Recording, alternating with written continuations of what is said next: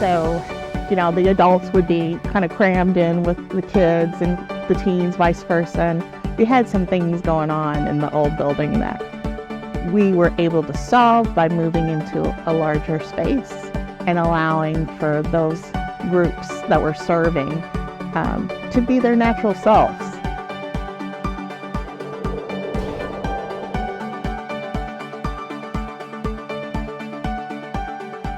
The vision for this building was to make sure that this was something that people would enjoy for decades to come. So we wanted to put together a plan for a building and services and staffing that would meet, we know, a continually growing population. We're about 80,000 people in Bullitt County right now, but we expect that to grow probably about another 20% by the next census.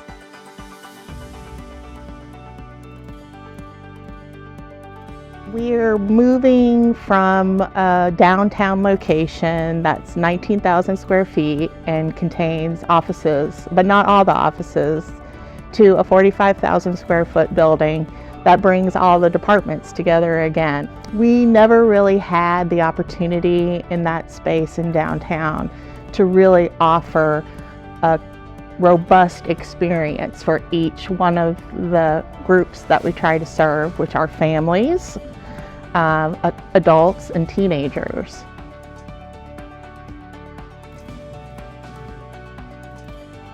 We got the architect, we got the property, and then we started thinking about the insides. And what we wanted to do in here was really open up a space.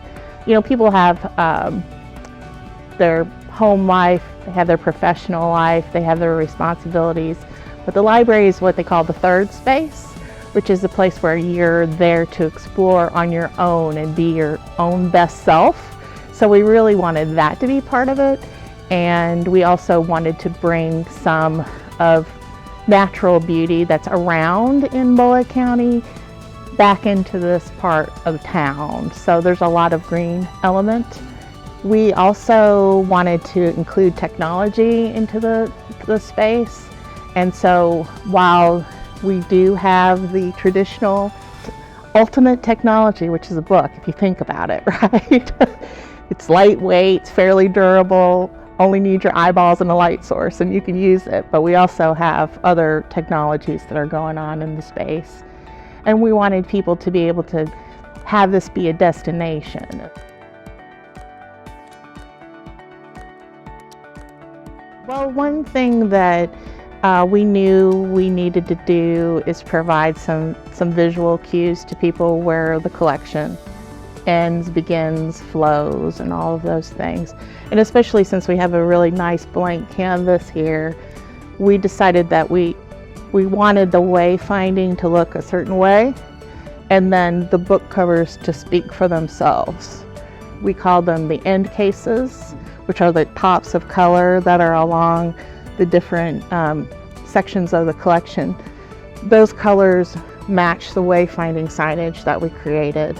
We were using this shelving as an opportunity to kind of build a brand, a visual brand element.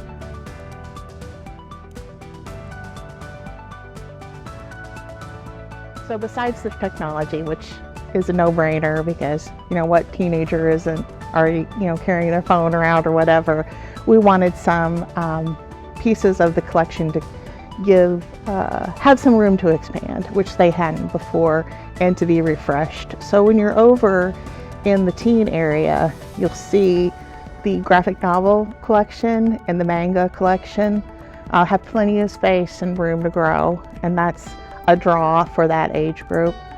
Also, you'll see the young adult fiction over there, and I like the shelving in that area because it's not too tall, and we were able to keep a lot of the collection within scannable eye distance, because we know that nobody gets down on the bottom shelf. That's just, it's, if we could figure out gravity and not have the bottom shelf, I think we would. But so I also like that in the shelving itself, it's nice and deep where we can do a face out of a cover, and because lots of money and lots of time is spent on selecting those covers.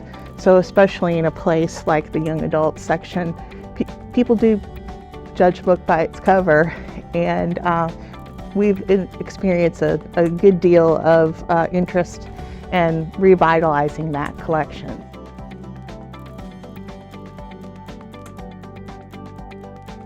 Standing in the adult collection, and this is probably traditionally what you think of as a library, you know, the stacks. Again, we have a variety of folk. I mean, we're not a university town, we're a popular materials collection, so we change out things very quickly, and the fixtures themselves are great because we can easily get around them. We can do our maintenance on the collection pretty easily. So the adult section also, we were able to make sure that, again, that's at a good eye level, the shelves aren't too full, it's browsable, it's friendly, it invites you in because you see the colors of the books.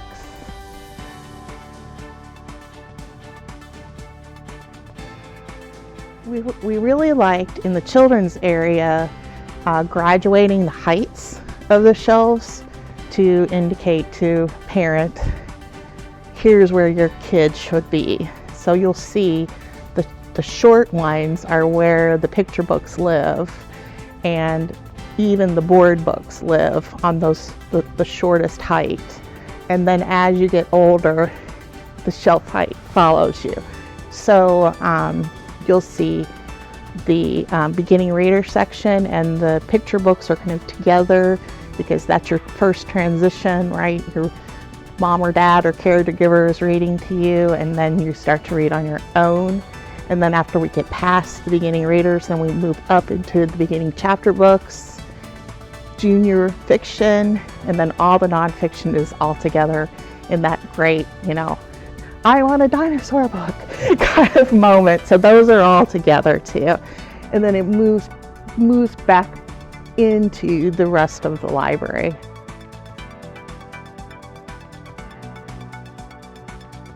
As part of the process, we worked with a great team to get the building put together.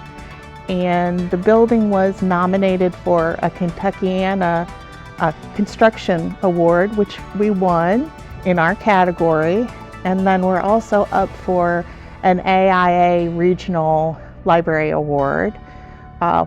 Hopefully you'll see us in Library Journal. We've submitted our application or submission to the Library Journal architectural issue this year. So, you know, we're trying to show what a 21st century library can be.